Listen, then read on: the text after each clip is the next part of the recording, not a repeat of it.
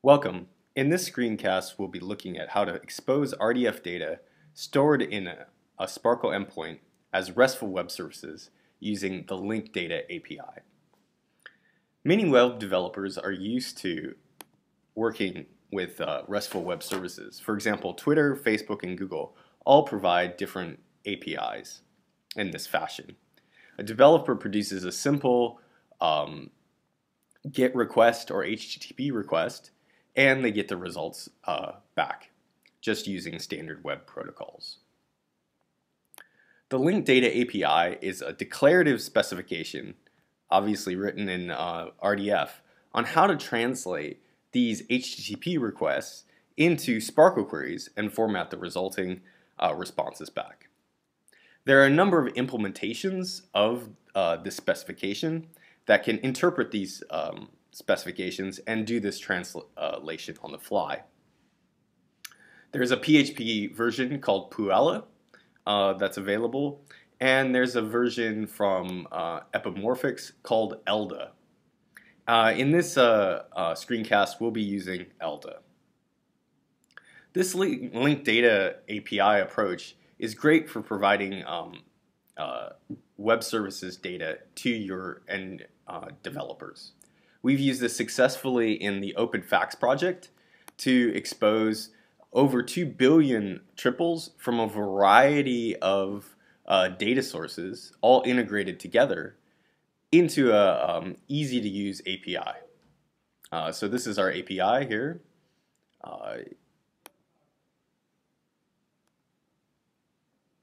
So we can just have these standard information templates where we can fill in a URI, pass back information, format the data in the correct format. We have a number of applications that have integrated with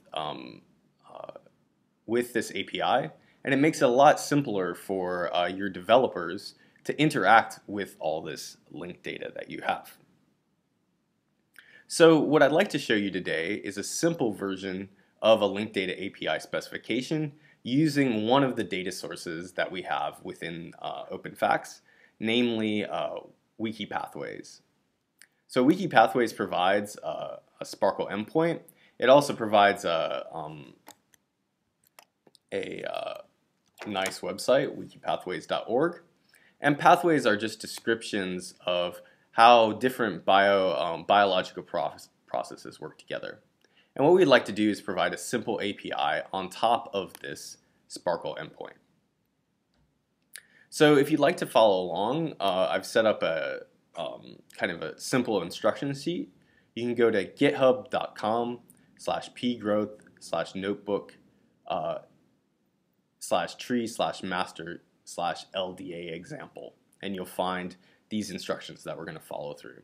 So what we'll do is install LDA, we'll install this WikiPathways setup, and then we'll have a look at what kind of API is exposed and what you get back for that, and how to do the configuration itself. So let's get started with that. So let's go ahead and install LDA. We'll go ahead here and just go ahead and get it, download it. So we're downloading the most recent version. This is version 1.2.28, which was released in December 2013. So while that downloads, we'll also go ahead and copy this version. This is the configuration file, which we'll look at in a moment.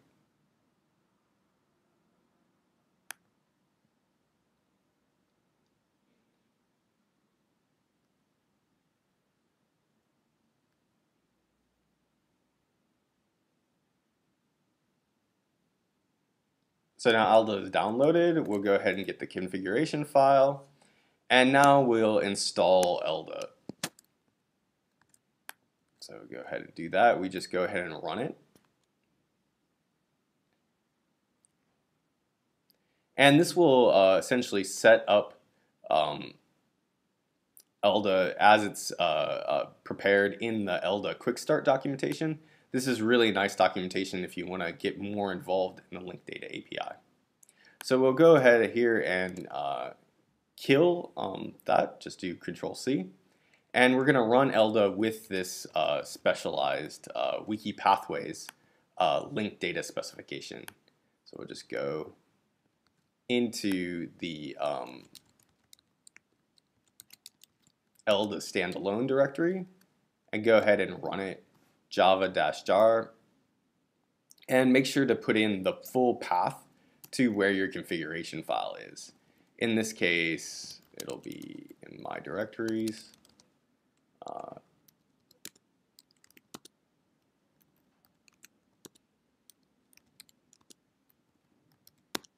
Okay, so we'll go ahead and run LDA now with this WikiPathways configuration. So what you can do now is go to, we'll go to localhost port 8080, standalone, and pathways. So what did this do? Well, what LDA has done using this linked data specification is actually exposed this Sparkle endpoint as a simple API, and it's exposing here a list of all the pathways in WikiPathways, and it's also giving me the organism here. And what's great about this is that the LDA has done a lot of things for free for me. First, it's given me automatic pagination. So you see I only display 10 results here. I can display 25 results. And as you can see up top, what we've done is we've changed that link. So you get automatic pagination, which is a really important thing to have with these kinds of APIs. Another thing to note is that the linked data API also provides a number of different serializations. So right now we're looking at an HTML version of the results, but you can also get JSON versions of the results. So here we see JSON that can be parsed by many different kinds of programming languages. We also see RDF versions of the results, so that just downloaded an RDF file for me. So we can go ahead and look in that.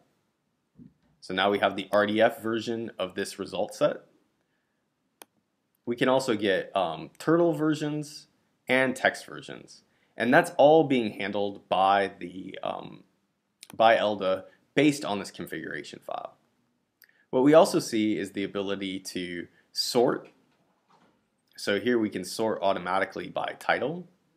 And notice how my URL changes. So this is the URL that a developer would put in. So they can say what kind of page size is there that should be sorted on title.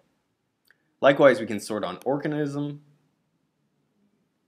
And furthermore, we can view this information. So right now we're using this view pathway view, which we'll talk about in a bit. But there's also other views that are provided. So for example, you can get a description view, which is based on a describe Sparkle query, automatically creating this view for developers for them, all using a RESTful Web Services API. So how did I set this up? So let's go ahead and look at the linked data specification for WikiPathways.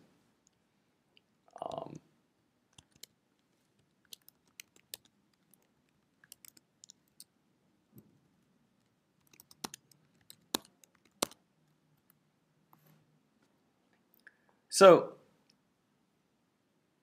LDA provides, or the linked data API specification provides a number of declarative ways of setting up this API. So we have our standard prefixes that you see in most RDF files. So let's look at how we configure this API. So right now we have the Pathways API, and we configure it to be an API. And what we do is we specify what are the Sparkle endpoint we're looking at So this means that all the queries that are being performed will be sent to this Sparkle endpoint.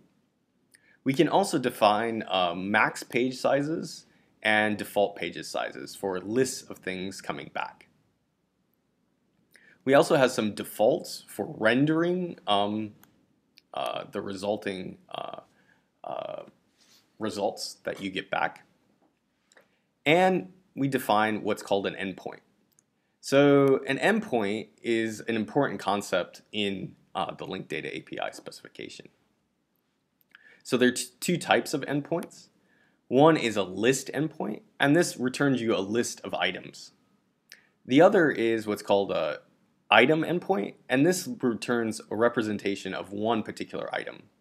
So if you get what a list endpoint is, it's very easy to set up an item endpoint. So each of these endpoints, and we'll scroll down and look at the endpoint that we've defined here, has an associated URL template. So this is the URL that you would type in to get to this particular endpoint.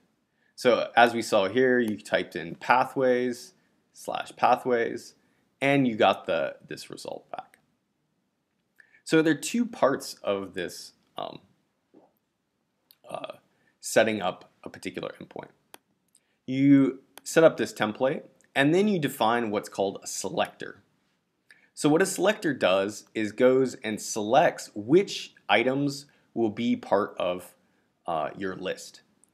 So what we see here is the API selector, and we just use a select clause, a select Sparkle query, to find the thing. And really here all you're using is the where clause within inside a select Sparkle query.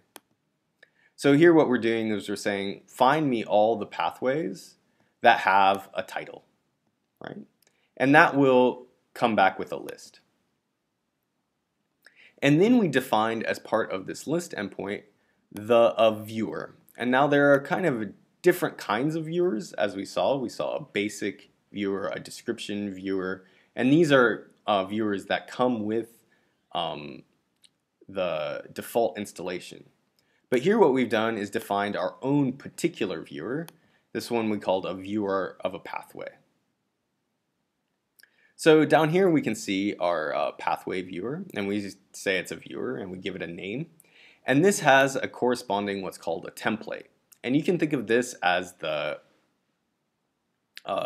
construct part of your construct query. So what it'll do is take the resulting information back, contact the Sparkle query and a Sparkle endpoint, and produce a resulting list back. Now the key thing here is this keyword item.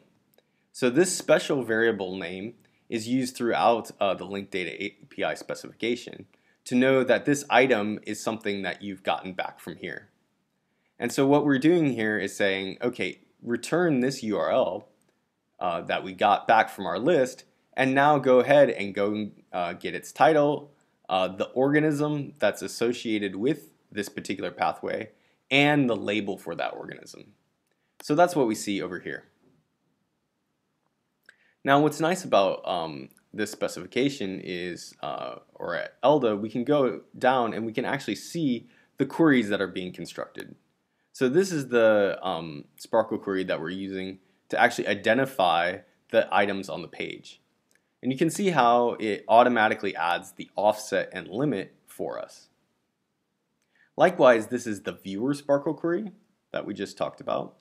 And here what we see that it is just a simple construct query, but LDA has automatically inserted the items right here on the page.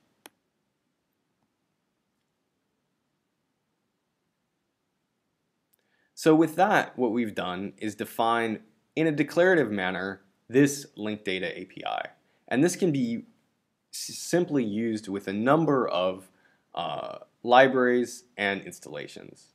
I really encourage you to take a look at the linked data API as a way of exposing your linked data in an easy to use, developer friendly fashion.